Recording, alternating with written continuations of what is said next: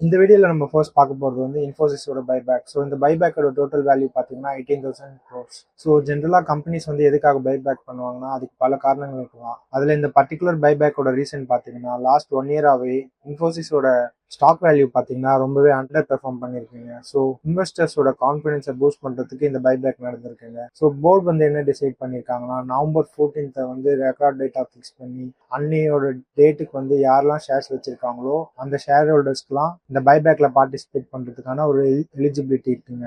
So இந்த பைபேக்ல நம்ம note பண்ண வேண்டிய இம்பார்ட்டன்ட் திங் என்னன்னா இன்ஃபோசிஸ் வந்து அவங்களோட கேஷ் ரிசர்வ்ஸ் யூஸ் பண்ணி இந்த பைபேக் பண்றாங்க.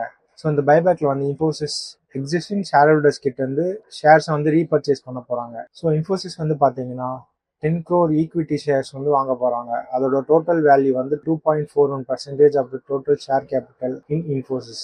ஸோ இந்த பைபேக்ல வந்து 15% வந்து ரிசர்வ்டு ஃபார் ஸ்மால் இன்வெஸ்டர்ஸ். இந்த பைபேக் வந்து டெண்டர் ஆஃபர் ரூட் மூலமா என்எஸ்சி அண்ட் பிஎஸ்சியில் நடக்க போகுது. ஸோ அனௌன்ஸ்மெண்ட் டேட்லேருந்து இந்த டெண்டர் விண்டோ வந்து 5 days ஓப்பன் ஆயிருக்கும். ஸோ அந்த டைம்ல வந்து பைபேக்ல பார்ட்டிசிபேட் பண்ணலாம்.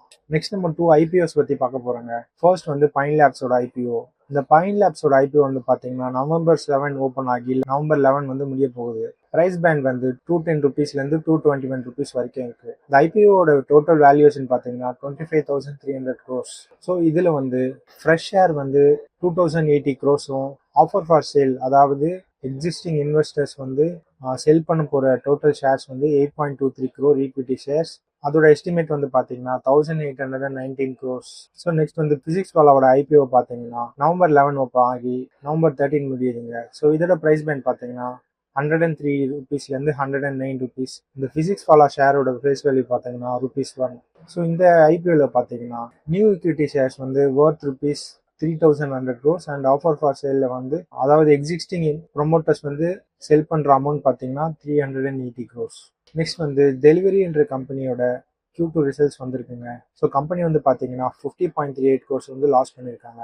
இதே குவார்ட்டர் லாஸ்ட் இயர் பார்த்தீங்கன்னா 10 crores ப்ராஃபிட்ல இருக்காங்க. ஸோ இந்த லாஸோட மெயின் ரீசன் என்ன சொல்றாங்கன்னா இகாம் எக்ஸ்பிரஸ் அப்படின்ற கம்பெனியை வந்து டோட்டல் ஸ்டேக் வாங்கியிருக்காங்க. ஸோ இந்த ஸ்டேக் வாங்கினதால அவங்களுக்கு வந்து இந்த லாஸ் வந்திருக்கிறதா சொல்றாங்க.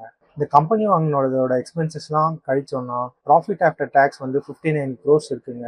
ஸோ கம்பெனியோட கன்சாலிடேட்டட் ரெவன்யூ வந்து 2,559 crores. இது வந்து பார்த்தீங்கன்னா 16.9% year-on-year இன்க்ரீஸ்.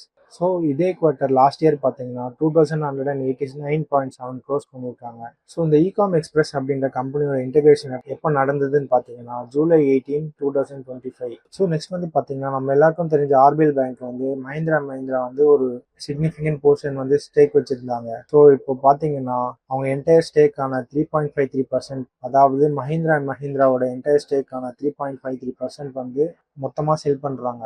இதோட டோட்டல் வேல்யூ பார்த்தீங்கன்னா 678 crores. இந்த டீலில் வந்து அவங்களுக்கு மொத்த கெயின் வந்து 62.5% கெயின் வந்திருக்கு. ஸோ இந்த எக்ஸிட் எதனால நடந்திருக்குன்னு பார்த்தீங்கன்னா ஆர்பிஎல்ல வந்து எமிரேட்ஸ் என்பிடி அப்படின்ற கம்பெனி வந்து $3 billion போத் அக்விசிஷன் பண்ணுறதால மஹிந்திரா வந்து இந்த எக்ஸிட் பண்ணியிருக்கிறதா சொல்கிறாங்க.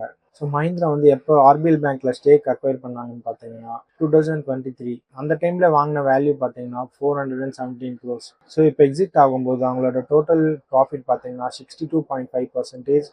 அண்ட் இந்த எக்ஸிட் பண்ணும்போது அவங்களோட செல் வேல்யூ பார்த்தீங்கன்னா 678 crores. ஆர்பிஎல் பேங்க்ல வந்து சிக்னிஃபிகண்ட் ஃபாரின் இன்வெஸ்ட்மெண்ட் நடக்கிறதால இந்த மூவ் நடந்திருக்கிறதா சொல்றாங்க. ஸோ இந்த கம்பெனி அப்டேட்ஸ்லாம் உங்களுக்கு யூஸ்ஃபுல்லாக இருக்கும்னு நினைக்கிறேன். ஸோ இது மாதிரி வேற ஏதாவது கம்பெனியோட நியூஸ் வந்து நான் டிஸ்கஸ் பண்ணணும்னு நினைச்சீங்கன்னா கீழே கமெண்ட் பண்ணுங்க. ஸோ இந்த வீடியோ பிடிச்சிருந்தா லைக் பண்ணுங்க, சப்ஸ்கிரைப் பண்ணுங்க. யாருக்கெல்லாம் இந்த வீடியோ யூஸ்ஃபுல்லாக இருக்கும்னு நினைக்கிறீங்களோ அவங்க ஷேர் பண்ணுங்க.